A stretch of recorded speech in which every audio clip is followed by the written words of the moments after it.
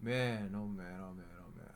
So I'm just gonna start this off by saying that my original Super Bowl predictions has officially been wrong.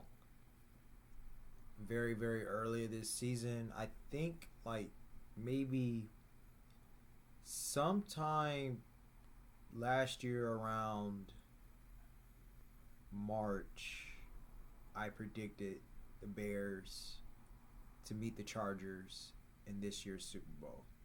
And I stuck with that. And so I am officially wrong about my Super Bowl predictions that I gave last year. And I also thought that I was going to have three Super Bowl predictions later on that year, like later on the season. So I was gonna have I was like, okay, I'm gonna do a very very early Super Bowl prediction, and this was right after the Chiefs won the Super Bowl. I was actually gonna have a way too early Super Bowl prediction, but I never put that out. I never wrote about it, but I gave my I went on and eternally before I even made this channel, I was like, okay, I'm gonna have when the Bears drafted Caleb Williams, I was like, okay. And when Jim Harbaugh, when he signed with the Chargers, I was like, okay, I'm going to have Jim Harbaugh be. I'm going to predict the Chargers to meet the Bears in the Super Bowl next year. And I thought about that. I was going to have two more. I was going to give myself two more chances to get it right. And so I was like, okay, I'm going to have a way too early Super Bowl prediction, and then leading up into the season, like the first game of the season, the first week of the season, I'm going to have, if I decide to change it, I'm going to have a second Super Bowl prediction. And then I was like, okay, after the end of the season, because two teams may not go to the playoffs. So I said, okay, at the end of that season, I was going to have a third. I was going to have a third and final Super Bowl prediction. I wasn't going to do my Super Bowl prediction like in the playoffs or anything like that. But so I was like, that's going to be a third and final. I just decided to just stick with it all the way through. Obviously when the Bears just didn't make it, they got eliminated from playoff from competing for the playoffs. That's when I went on and decided to choose the Vikings. The Vikings was always like my second team that I decided for NFC that was going to make it to the playoffs, to make it to the Super Bowl.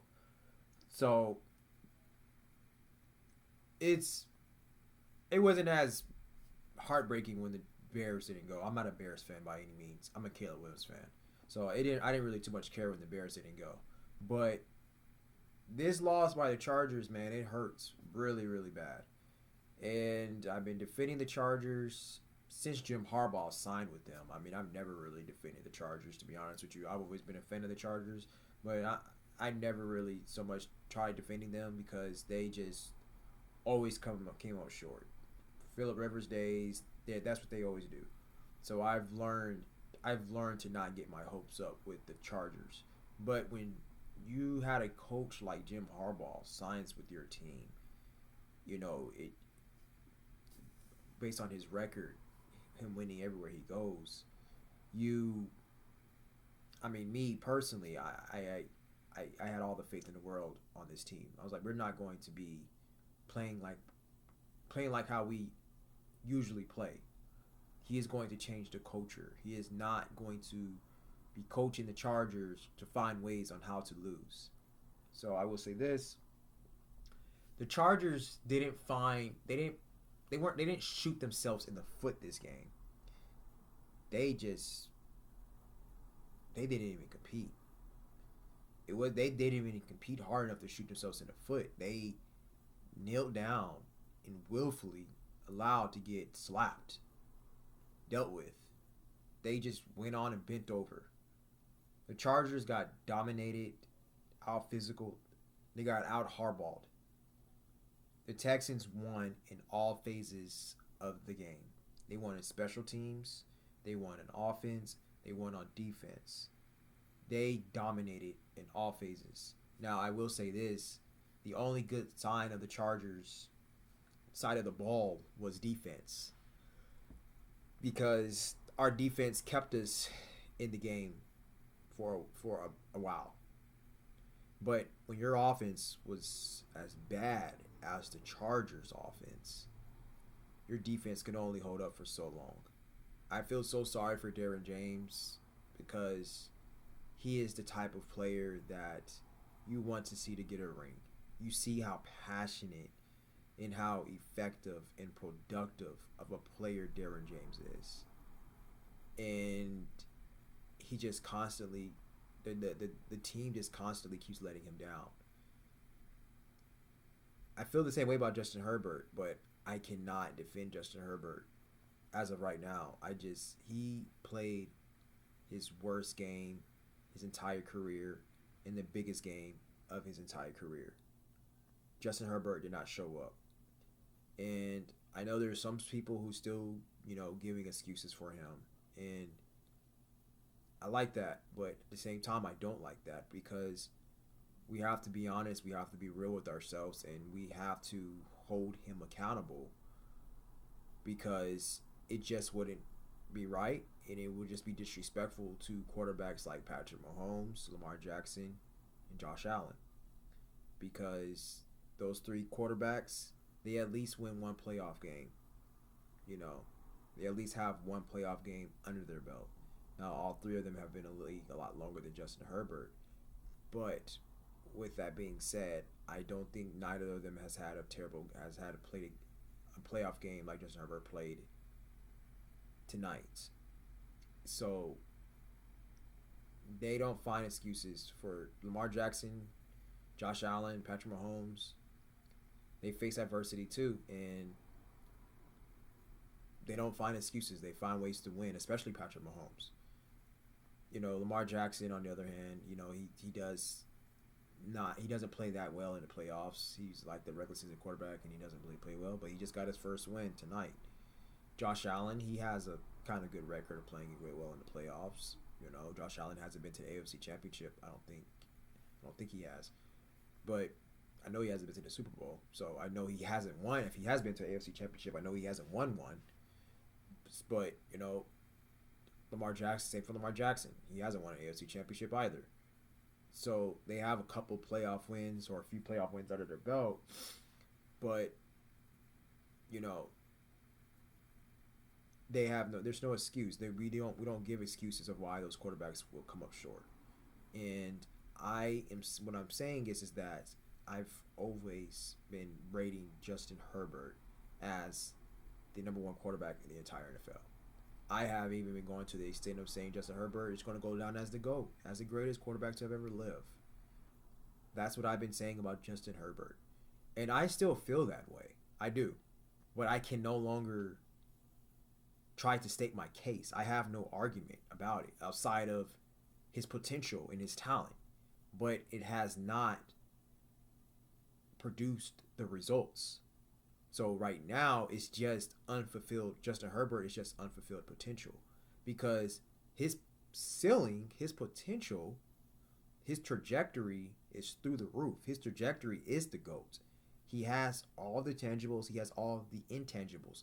The only thing that I've always said that Justin Herbert's competitiveness always kind of worried me a little bit. I was like, Justin Herbert has it all. He can be the GOAT. But even prior to Jim Harbaugh coming to the Chargers, I've always said, I was like, I just don't think that he's as competitive. I don't think he's as competitive enough for him to really have that dog and that edge in him, for him to really excel and get to the next plateau in his career. That was one thing that always concerned me. And then when Jim Harbaugh came to the Chargers, that automatically just went out of my mind because I know how competitive a coach Jim Harbaugh is, and I know how competitive a team Jim Harbaugh instills into his team. The competitive culture that Jim Harbaugh instills into his team. And I've seen a little bit of a change in Justin Herbert with that. I've seen a little bit of Jim Harbaugh rub off into Justin Herbert. I was like, Justin Herbert, he is competitive. And the funny thing about it is that Justin Herbert, he has been more competitive than I've ever seen him play this year. And really, to be honest with you, This year was Justin Herbert's best year. Now, it wasn't his best year stats wise, but this year was Justin Herbert's most productive year. And he played in a playoff game in his worst game of his entire career. So it makes kind of sense because Justin Herbert was extremely productive this year, given what he has worked with. You know, he compensated for a lot. You know, overcompensated for a lot. I mean, dealing with a terrible wide receiver corps, and based on his great quarterback play, he has made that wide receiver corps look a lot better than what it is. He's made Josh Palmer look a lot better than what he is. He's made Quentin Johnston certainly look a lot better than what he is. He made Will Disley look a lot better than what he is. The other tight end that we signed, he just ever since he got smashed in the preseason, he just never showed up. You know, and so he has made who else? You know, I can't remember the other receivers that we have, but they're nobody to think to really be proud about. Lat McConkey, he is the best offensive weapon that we have. You know, and so our best offensive weapon is a rookie wide receiver. You know, our offense is pretty much no better outside of Justin Herbert than the Giants' offense. To be honest with you, you know, I mean, it's no better than the Giants' offense. So I mean, Justin Herbert has been extremely productive in the regular season. He's been one of the most productive quarterbacks in the NFL, if not the most productive quarterback in the NFL this regular season, given with what he has been working with. And it's unfortunate that Justin Herbert always has to deal with a terrible offensive coordinator. Greg Roman is not a great offensive coordinator. I don't even think Greg Roman is a good offensive coordinator. I think Greg Roman is a very average offensive coordinator. Or it could be that Greg Roman does not have the type of offensive players that he needs to really instill within the type of offense that he is calling. But that still goes with coaching, because your job as a coach is to recognize your players' potential and talent, and to put them in the right positions for them to produce and prevail, for them to be better, for them to be good. So you're supposed to exercise the type of players that they are. So as a coach, you're supposed to recognize how these players play. You're supposed to recognize their type of game, not force your game plan and your type of coaching on them. That is bad coaching. And Greg Roman, he's not it, man. He's not it. And the Chargers needs to move on from him. They do. Greg Roman seems like a cool guy. He seems like a cool coach. He seems like a coach, a player wouldn't mind playing under. But he's just not. Unfortunately, he's not the right coach, offensive coordinator for Justin Herbert. And Jim Harbaugh needs to recognize that, and he needs to get him a good offensive coordinator. Because what's going to happen is that Justin Herbert is going to continue to be criticized, continue to be crucified by the media, and us Charger fans are just going to have to take it. After this performance, I can't, it's hard. It's nearly impossible. It's ridiculous. It's counterproductive to keep trying to defend him, because so far the media is right. He can't show up in big games, and he can't win a playoff game. As of right now, he's only in his 5th season. But as of right now, the facts is the facts. And if you haven't been watching the Chargers game week in and week out, and you haven't watched Justin Herbert play, I have literally watched every single game with Justin Herbert. He's had only a few terrible games his entire career, with this game counting. But still, it's draining to be trying to argue with so many people about Justin Herbert, because the vast majority has the same opinion about him. The vast majority is not watching film. So the vast majority is just watching stats, looking at the wins and losses, and looking at ESPN highlights and listening to the ESPN commentators put their own 2 cents on Justin Herbert, and then you run away with that. So I know the type of player and quarterback that Justin Herbert is, and I've heard players, I heard the fan base talk about, oh, they need to get rid of Justin Herbert. That's the dumbest thing ever. My brother texts me talking about, oh, the Chargers needs to move on from Justin Herbert. That's the dumbest thing that I can hear somebody say. It's stupid. You're stupid for saying something like that, because this is his 5th year, and if I'm not mistaken, I don't think Peyton Manning has won a playoff game until his 6th season in the NFL. Peyton Manning had a terrible rookie year. Peyton Manning started off extremely slow. Peyton Manning was always known as choking in the playoffs. Always. But Peyton Manning eventually got over the hump, and he won a Super Bowl with the Colts. Then he went to another team, produced probably the greatest offense ever, and won a Super Bowl with them. Right after they were terrible, right after the year they were completely terrible. So it's dumb to say that about Justin Herbert. It is. It's extremely dumb to say the Chargers should move on from him. I guarantee you, Chargers fans, into my brother, like the stupid statements that you are saying, are you not the same type of fans that was praising Justin Herbert when he plays very well, or he snaps off, or like when he destroyed the Raiders last week? Like, you get out of your emotions. Watch the game, study the game, understand the game, instead of just looking at stats and just listening to commentators and just running away and just having your emotions be so volatile up and down and week in, week out. You know, I can't stand fans like that. You know? Well, that's why you're a fan. You're a fan. You know, you're nothing more, nothing less. You're not a critic of the game. You're not an analyst of the game. You're not a spectator of the game. You know, you're not a student of the game. You just watch the game as a fan. You look at stats, you look at highlights, you look at wins and losses, and you tag that to a quarterback and to a player, and that's it. So, but it's dumb to say that the Chargers should move on from Justin Herbert, because after this terrible playoff loss, and he's 5 years in the league, he's still extremely young. He's only 26. Like, come on. It's dumb and it's stupid, man. What is the alternative? You're not getting anything in the draft.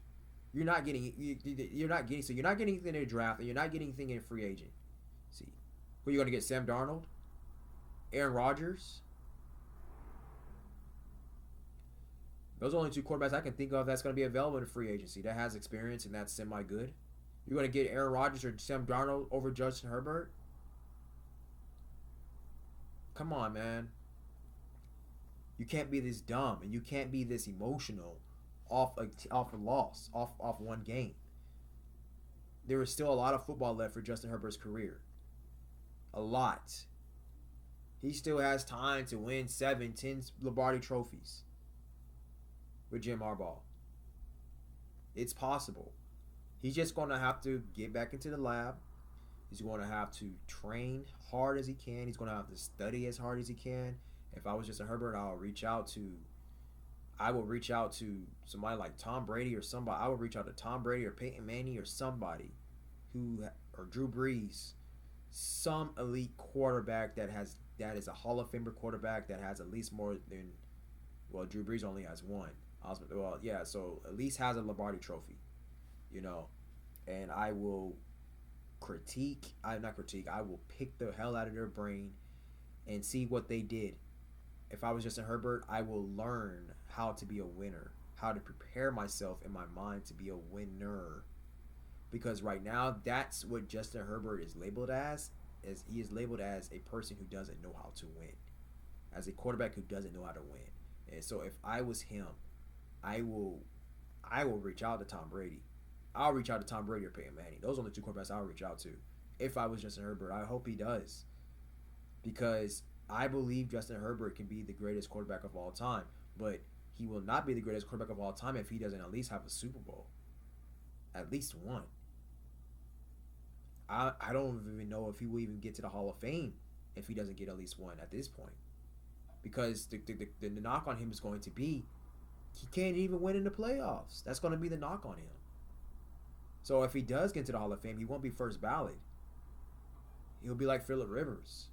He will be another Phillip Rivers, puts up a bunch of stats in the regular season and chokes in the playoffs.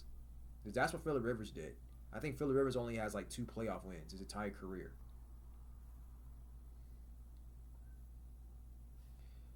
So, I mean, I still feel the same about Herbert, man. I still feel the same about him. I'm still rocking with him always. Now, if Justin Herbert was like in his 8th or 9th year, then I'll be like, yeah, it's time for the Chargers to move on from him. I didn't start saying the Chargers should move on from Phillip Rivers until he was like really until the year they released him. Actually, I was like, it's time for us to move on. And the year that we drafted Justin Herbert, he has time, man. He can still develop. Not can he still? Yeah, he still can develop, and he's still well developed. He is a. I believe Justin Herbert is a competitor, and I believe Justin Herbert is a dog. I believe he is a workhorse. I believe he is obsessed with the game, obsessed with getting better. And I loved how he said that this loss has hurt him worse than his entire team. And I love that he said that nobody is feeling as bad as he's feeling right now. Yes, I want him to feel bad.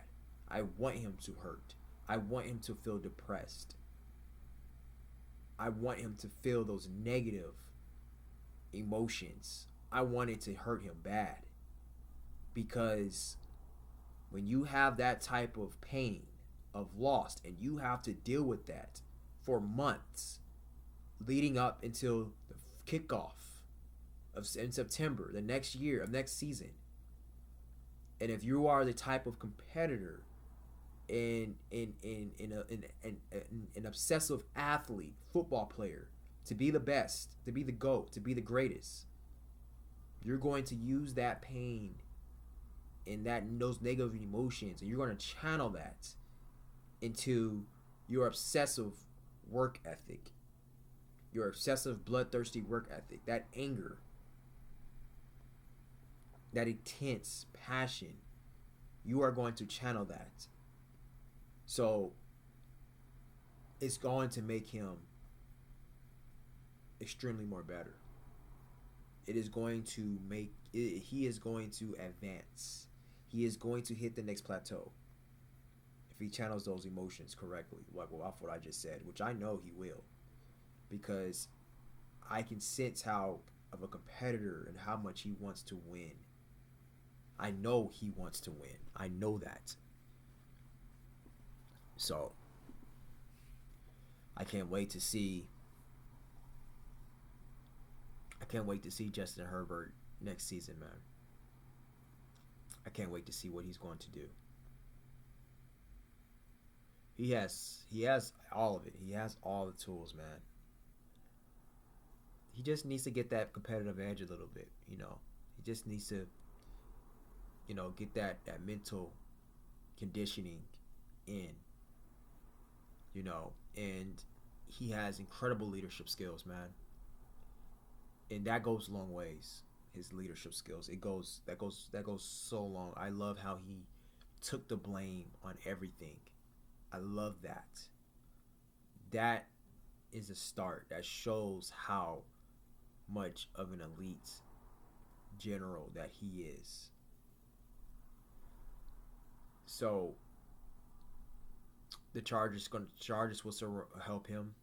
The Chargers will surround him with some great talent. You know, I pray to God that Keenan Allen can come back. Keenan Allen was Justin Herbert's best friend, man. Best friend on the field, man. They were elite together. With Keenan Allen and Ladd McConkey, that right there is just going to be exceptional. I hope that we can also add, we can get Hill or Higgins or Garrett Wilson, you know, trade for him, or maybe in the Cooper Cup, you know. So perhaps we'll have to trade for Garrett Wilson, but we can pick up Higgins in free agency So maybe we can get Higgins. Maybe we can pass on Wilson, so we don't have to trade for him, and we can give up what we need to give up to bring Tyreek Hill in. So if we can we can sign Keenan Allen and Higgins in the free agency, and we can trade for Tyreek Hill. That will be perfect for the Chargers, and then we draft Ashton Genty. Maybe he could drop to us maybe he could drop to us in the draft, and we can pick him up. You know, if I was Joe Ortiz, that's what I would do. That'd be my game plan for the offense, and I will get rid of my two guards. I will get rid of a freaking Slayer and I forgot the other guy's name. I will get rid of Gus Edwards. I will get rid of Hawkins or Haskins. I will get rid of Joshua Palmer. I will get rid of DJ Chark. I will see if I can get something for Quentin Johnston. And I will get rid of Rager. I'll get rid of Brendan Rice. And I was big on Brendan Rice, man. I was hoping Brendan Rice was going to be really well for us, but he hasn't done anything at all year. All year he has done absolutely nothing. And he might be turned out to be a really great player. He might. But right now, the Chargers can't afford to just have slouch players or players that can't show up. We're trying to win now. We are wasting Justin Herbert's years. He is about to be in year 6. We need to bring a Lombardi trophy to the Chargers, and if anybody is going to do that, it's going to be Herbert and Harbaugh. So we need to take advantage now. So, I mean, Brendan Rice, he is a rookie, and next year will be his first year. So, I mean, if we can somehow, if he stays on the team, then he stays on the team.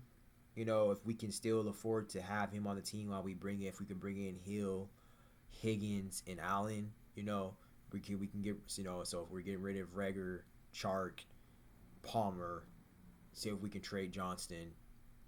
I guess Rice can stay on the team, but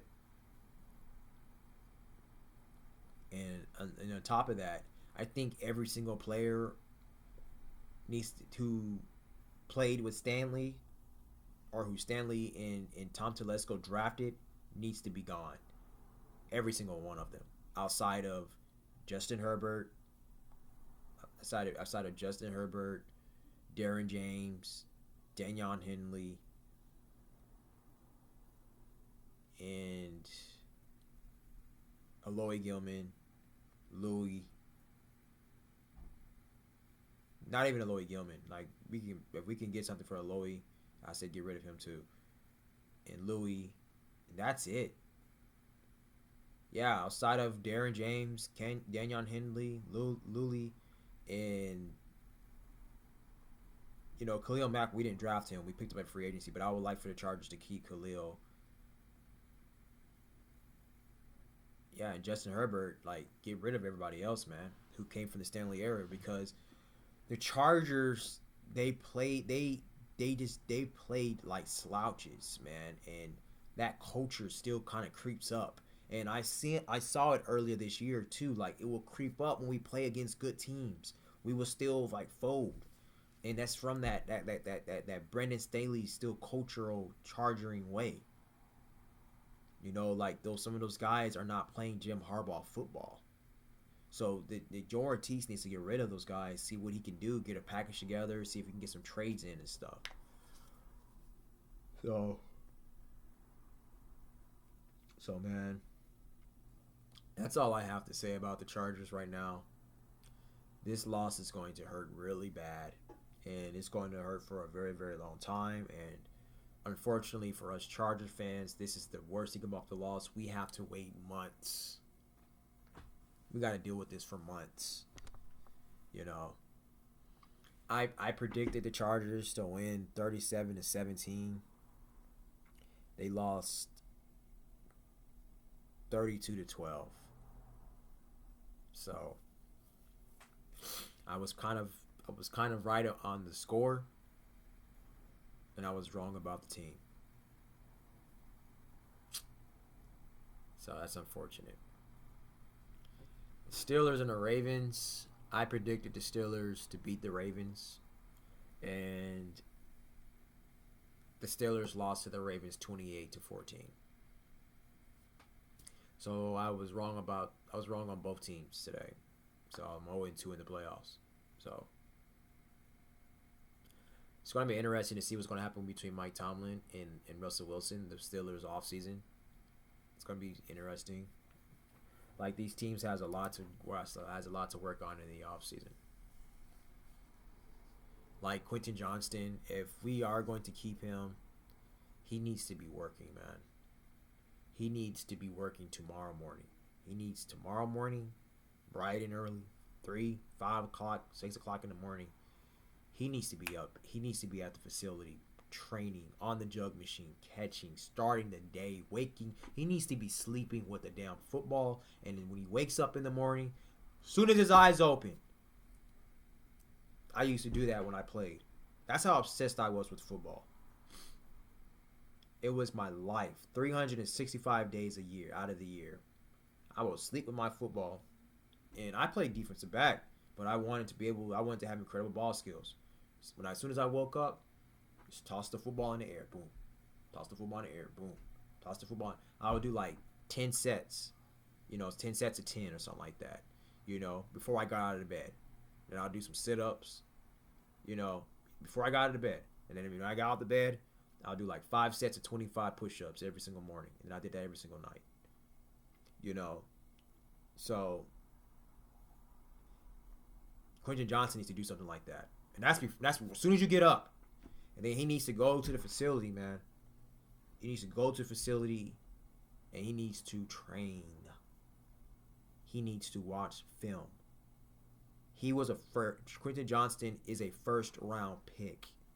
If the Chargers are not going to, I would still see if I was your OTC if I can get something for him.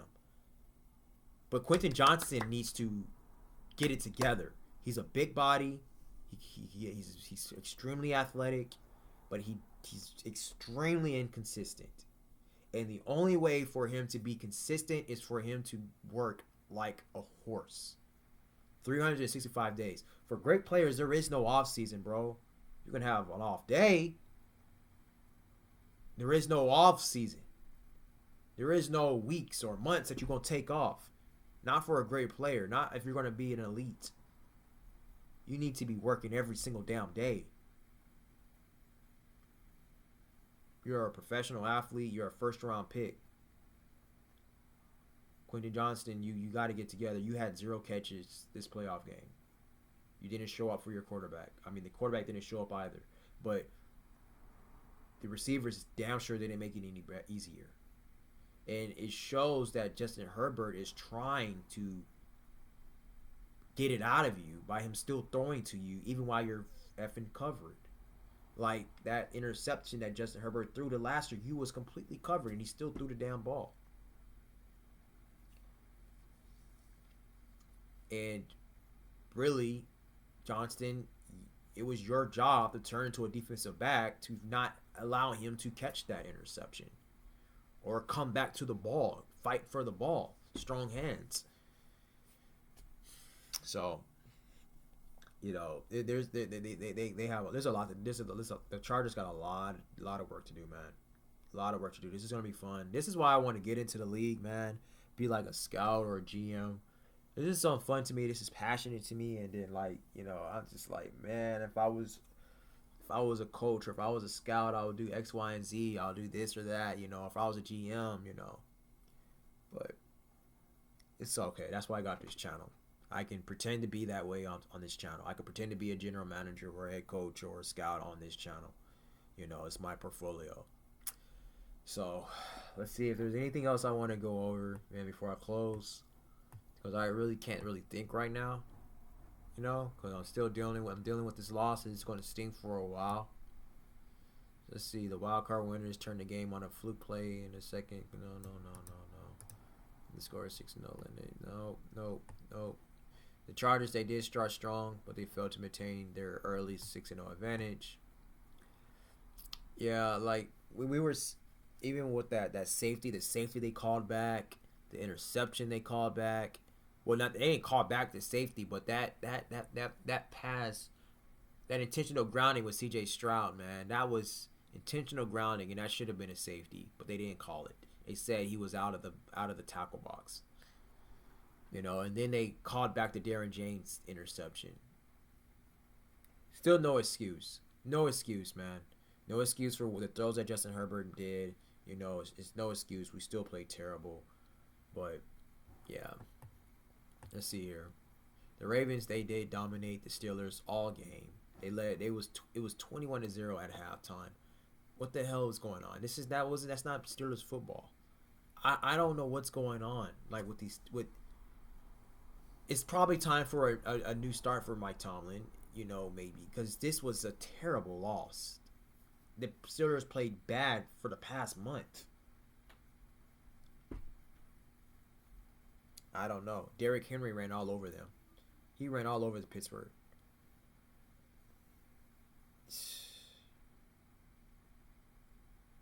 Let's see.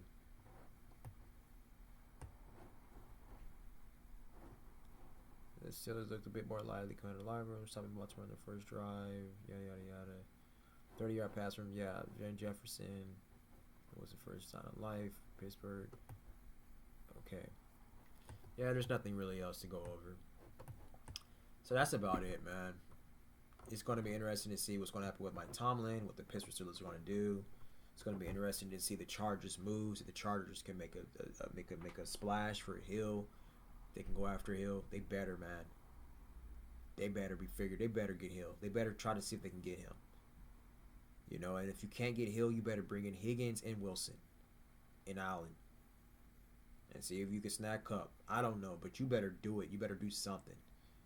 And you got to get a great running back. So you need to see if you can get somehow, if Ashton Genty is on the board, pick up Ashton Genty. That's another thing. If I was a general manager, if I was Joe Ortiz, I like Joe Ortiz's draft strategy. I like what he does. I like his strategy. We pick in the best player available. I like that. The best player available, doesn't matter what position it is. You're just going to pick them. I love that. I love that strategy, and I will adapt that strategy if I ever become a general manager. But if you got somebody like Ashton Genty, and you want to run and pound the ball, you want to identify that. See, that's another thing I wanted to talk about real quick before I close. That I'm glad I started talking about Ashton Genty and I started talking about the running game, because I was just making a point that I would just go ahead and draft him. I would kind of break my rule. If Ashton Genty is on the board and I know I need some damn running backs, and I know there's not going to be any running backs in the offseason, really, I can't think of any, I'll just be like, okay, he may not be the best player available, but he's a damn good, sure running back, and he's a damn sure great player. And he damn sure fits our type of offense. So we're going to go ahead and break. Sometimes rules can be made to be broken. We can compromise a little bit. We can go out of our little culture or whatever, and we're just going to go ahead and draft Ashton.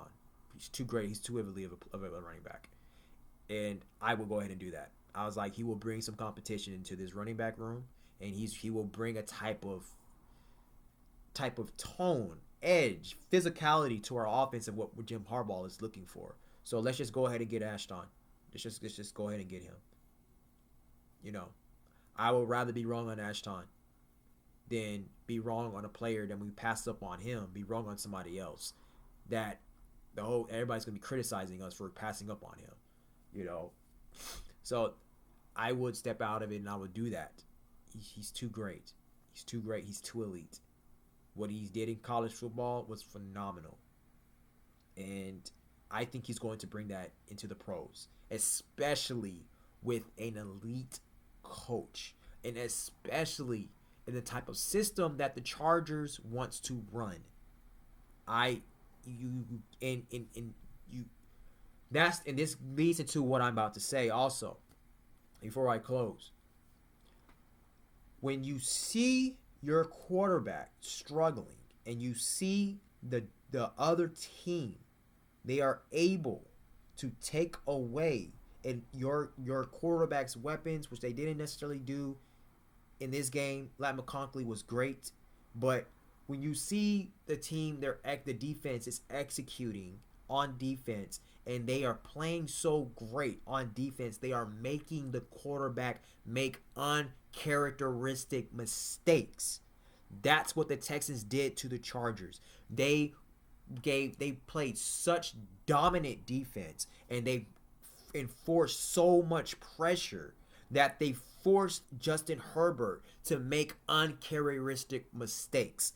That goes with great coaching, great play calling, great defense. So I have to give it to DeMeco. But when you do that, when you're the coach on that side of the ball, like Jim Harbaugh, Greg, you gotta adapt. You gotta adjust. You can't be so bullish in your ways and still doing the same thing. Help your quarterback by not having him do so much, especially if the defense is playing as dominant as they were as the Texans. The Texans played extremely physical football.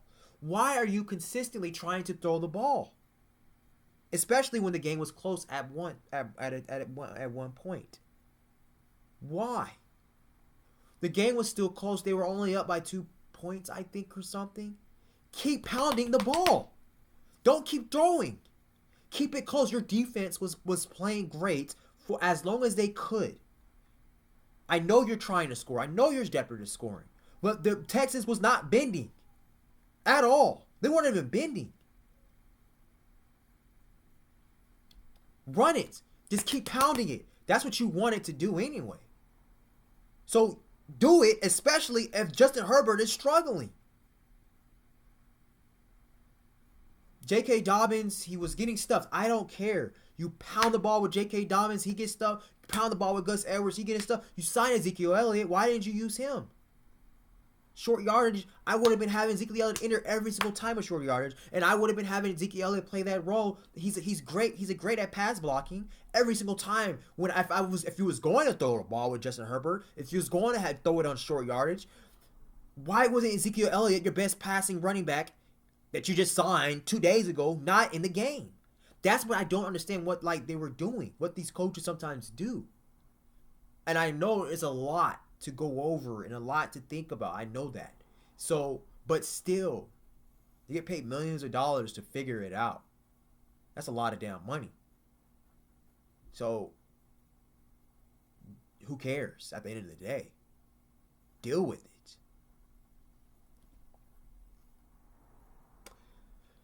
So, think about what happened with Sam Darnold and the Lions. Sam Darnold played great all year, up until he played the Lions the last game of the year. And what happened? What did the Lions do? They played dominant defense to force Sam Darnold to make uncharacteristic mistakes. And they did not. The Vikings were so stuck and so arrogant and determined to win the game or to show up with the Lions and through passing. And it was obvious that Sam Darnold in the passing game was not going to work. But you were so determined that it was. And that's why you got blown out 31-9. That's why the Chargers got blown out 32-12. You had the Vikings case, you had Aaron Jones, Cam Akers. Why weren't you just running the ball with them, trying to keep it short? The Vikings defense tried to keep it as short as much as they could, as long as they could, and until what happened? You wanted to keep passing the ball? Okay. Dan Campbell even said it. He was like, yeah, he said it after halftime. He was like, yeah, we know they're going to try to get the ball to Justin Jefferson. But you're still trying to pass it down ball to Justin Jefferson. Come on. I know Justin Jefferson is an elite wide receiver. He's the best wide receiver in the entire NFL. And sometimes he still will put up over 100 yards being triple covered. I understand that. But you have to be able to distribute the ball to him. And if Sam Darnold is struggling, making dumb mistakes because The defense is in his eye face, and he has to rush. He can't process. He can't think. He can't be precise. He can't make the great decisions. He has no time, and he's just throwing the ball. And he's like, well, he has to think fast. So he's like, well, I just pass the ball to Justin Jefferson. I don't know what else to do. They're in my face, so I'm just gonna throw it to Justin Jefferson. And then you make mistakes, and then eventually you get interceptions, pick sixes, or fumble the ball, or whatever. Bro, simplify it. Slow it down. If their defense is rushing, that is their job.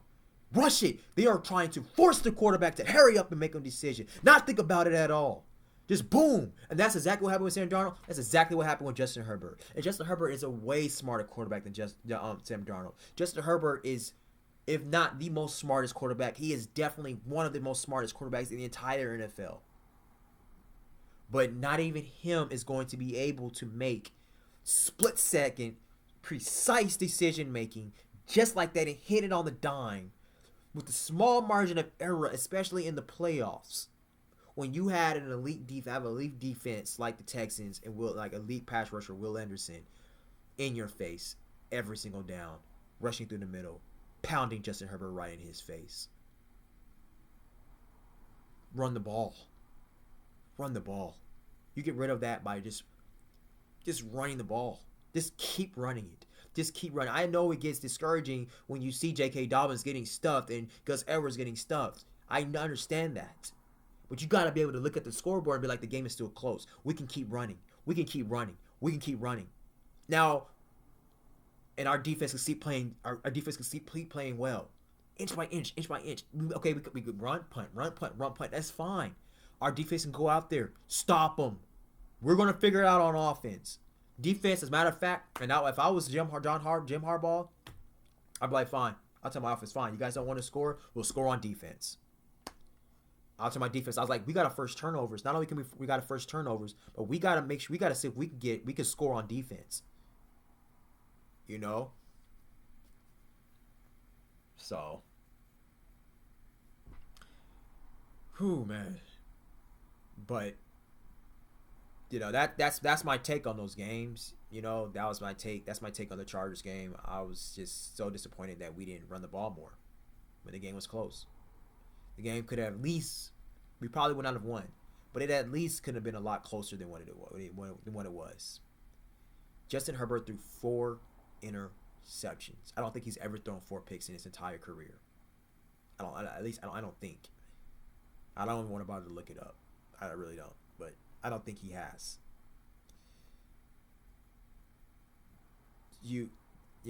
I'm repeating myself. They should have run the ball more.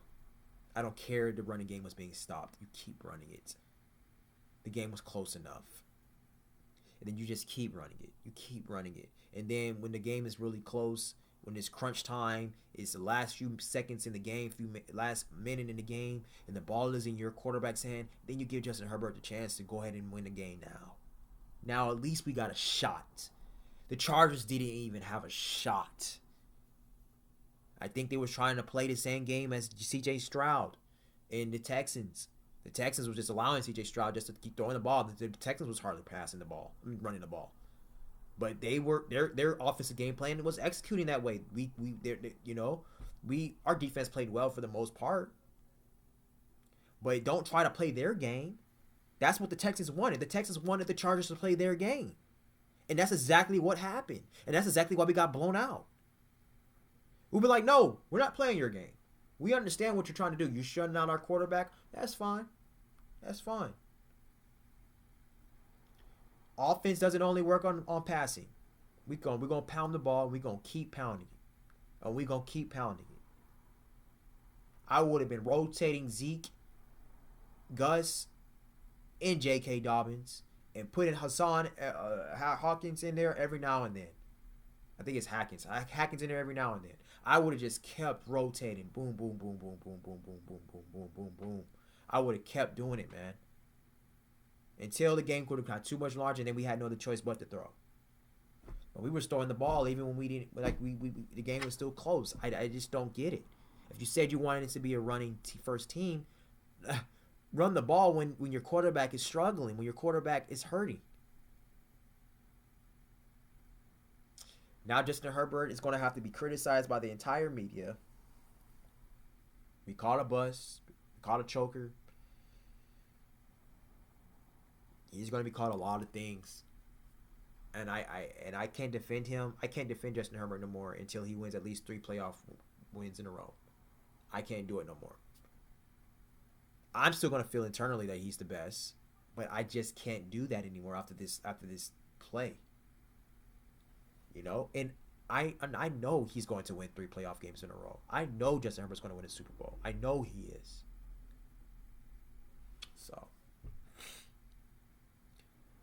So now I'm going to have to give I'll just close by giving my new Super Bowl AFC Super Bowl team. Now the Chargers are out. I'm going to just go ahead and say the Chiefs is going to go to the Super Bowl. So I'll say it's going to be the Chiefs and the Vikings. And who will win that Super Bowl? I guess the Chiefs will three-peat. I guess they will. I don't see the Vikings beating the Chiefs. I would love to see them beat the Chiefs. I would love to see my boy Sam Darnold get a ring. I don't even think a USC quarterback has ever even won a Super Bowl. I would love to see that. That would make me feel a little better. You know. Hopefully that happens. But I'm not going to be biased right now and be like, oh, the Vikings are going to beat the Chiefs, try to come up with it. You know. Because the Vikings, they kind of played that same type of game plan against the Lions and they got blown out. The same thing what the Chargers did with the Texans. They got out physical. They went and kept passing the ball. When a team is playing that physical, why would you keep passing the ball? Why? You can out physical the physical by pounding the ball, giving them blow shots. It's like a boxing match. Okay, you want to play physical ball? You want to hit my quarterback? Okay, because when you do that, you're knocking your offense off the rhythm. When you're pounding the quarterback has the ball in his hand. He has the ball in his hand more than any position in the entire game. The quarterback got the ball in his hand, and you got your pass rusher. That's what the pass rushers are. They are disruptors. So when you got your elite pass rusher, and you got your quarterback, and you got the quarterback in the pass rusher, boom, boom, boom, boom. Even if the quarterback is getting it off, you're knocking the rhythm slowly. You're knocking the offensive rhythm off. You're knocking the rhythm of the offense off slowly.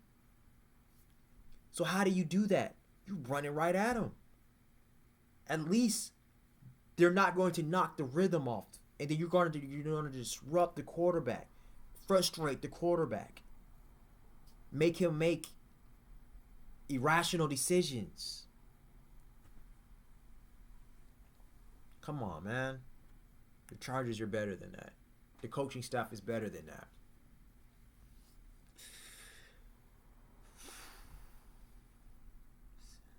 So, I'm going in about an hour, man. I was actually not going to have this video be this long, to be honest with you. I wasn't planning on saying much. I'm just really speaking from the heart right now. I'm venting, you know?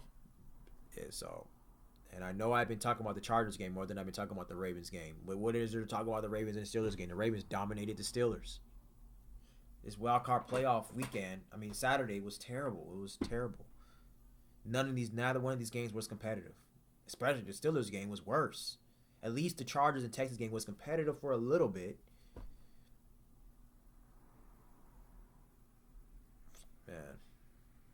Man, oh man. Y'all let me know what y'all think, man. If y'all gonna knock my boy Justin Herbert, go ahead. It's fine. There's nothing I can say.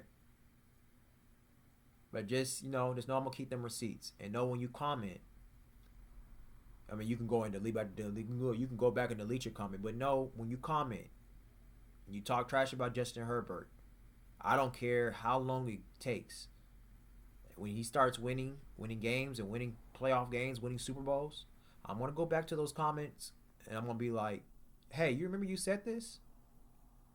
So tread slowly, think very long, hard about what you're gonna say about my boy Herbert, because he's still my boy, still my quarterback, and I still believe in him. I'm just saying I just can't defend him right now.